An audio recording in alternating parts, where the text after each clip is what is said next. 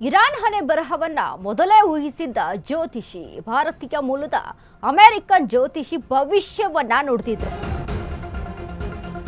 Iran ಹಣೆ ಬರಹ ಮೊದಲೇ ಊಹಿಸಿದ್ದ ಜ್ಯೋತಿಷಿ, ಭಾರತೀಯ ಮೂಲದ ಅಮೆರಿಕನ್ ಜ್ಯೋತಿಷಿ ಭವಿಷ್ಯ.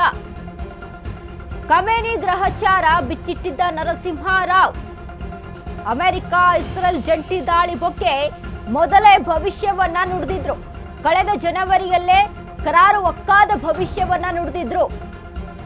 ಅಲಿ ಖಮೇನಿ ಹತ್ಯೆ ಸೆರೆ ಹಿಡಿಯುವಿಕೆ ಬಗ್ಗೆ ಉಲ್ಲೇಖವನ್ನ ಮಾಡಿದ್ರು.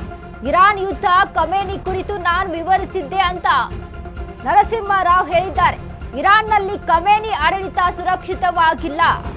ಚೀನಾ, ರಷ್ಯಾ ನೇರವಾಗಿ ಇದರಲ್ಲಿ ಭಾಗಿಯಾಗೋದಿಲ್ಲ, ಆದರೆ ದೀರ್ಘಾವಧಿಯ ಭೌಗೋಳಿಕ ಪರಿಣಾಮ ಬೀರುತ್ತದೆ.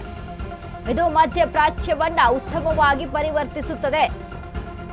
ಜಾಗತಿಕ ರಾಜಕೀಯ ಚೀನಾವನ್ನ ಮೂಲೆಗೆ ತಳ್ಳುತ್ತದೆ. ಈಗ ನನ್ನ ಎಲ್ಲಾ ಭವಿಷ್ಯವಾಣಿಗಳು ನಿಜವಾಗಿವೆ ಅಂತ ಜ್ಯೋತಿಷಿ ನರಸಿಂಹರಾವ್ ಹೇಳಿದ್ದಾರೆ. ಜಗತ್ತಿನಲ್ಲಿ ಶಾಂತಿ ನೆಲೆಸಲಿ ಎಂದು ಪ್ರಾರ್ಥಿಸುತ್ತೇನೆ.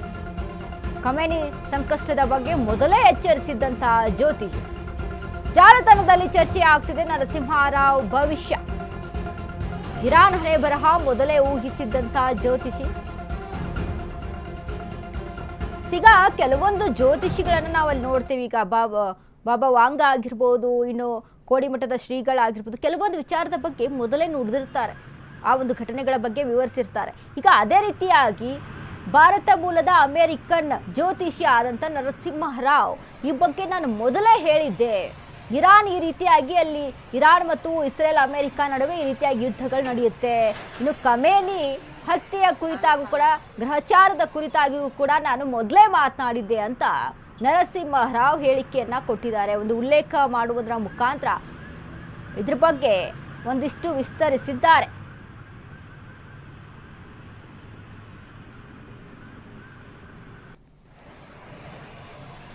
ನೋಡಿ ಎಷ್ಟರ ಮಟ್ಟಿಗೆ ಇರಾನ್ ಮತ್ತು ಇಸ್ರೇಲ್ ಮತ್ತು ಅಮೆರಿಕ ನಡುವೆ ಯಾವ ರೀತಿಯಾದಂಥ ಯುದ್ಧಗಳು ನಡೀತಾ ಇದೆ ಅಂತಂದ್ರೆ, ಮೂರನೆಯ ಮಹಾಯುದ್ಧ ಆಗೋದ್ರಲ್ಲೂ ಕೂಡ ಅನುಮಾನ ಇಲ್ಲ ಅನ್ನುವಂಥ ರೀತಿಯಲ್ಲಿ ವ್ಯಕ್ತವಾಗ್ತಾ ಇದೆ.